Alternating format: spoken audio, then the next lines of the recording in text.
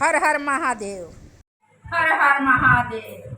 एगो शिष्या बहनी अपना भोलेनाथ से कहताड़ी कि हे भोलेनाथ, वन में तो कोयल कुहके ले, लेकिन हमारा के जीवन में मत कुहकाई हे भोलेनाथ। तो कैसे गीत के भाव से कहताड़ी, वन बीचे कुहके ले कोयलिया ना हमके कुहकइहा भोला जी। वन बीचे कुहके ले कोयलिया ना हमके कुहकइहा शिव गुरु। दयाजू करतानी रउरे चरा चावा में अइहा शिव गुरु।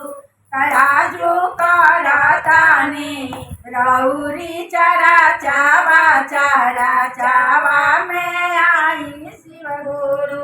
वन बीचे कुहके ले कोयलिया ना हमके कुहकइहा शिव गुरु। वन बीचे कुहके ले कोयलिया ना हमके कुहकइहा शिव गुरु।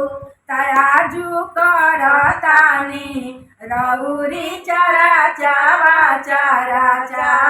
में आई शिव गुरु।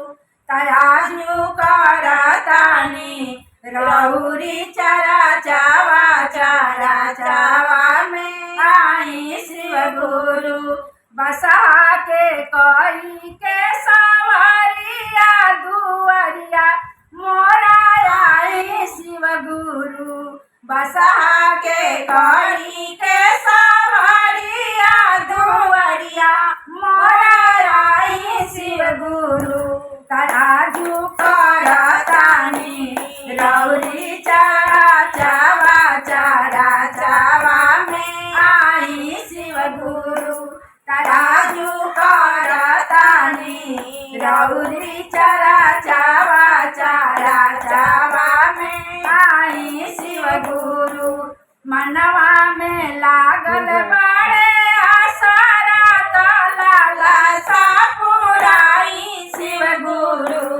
मनवा में लागल बड़े आसारा तो लालसा पुराई शिव गुरु।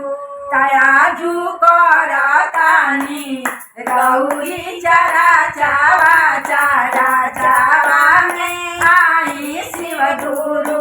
तराजू करतानी रउरी चरा चावा में आई शिव गुरु। धरवा के दुख दली धरवा के जल्दी भगाई शिव गुरु। धरवा के दुख दली धरवा के जल्दी भगाई शिव गुरु। तराजू करतानी रउरी चरा चावा में आई शिव गुरु। तराजू करतानी रउरी चरा चावा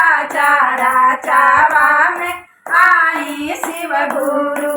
मंगिया के सिंदूराया मारा रखिया करिहा भलाई शिव गुरु। मंगिया के सिंदूराया मारा रखिया करिहा भलाई शिव गुरु। तराजू करतानी रउरी चरा चावा में आई शिव गुरु। तराजू करतानी रउरी चरा चावा में आई शिव गुरु।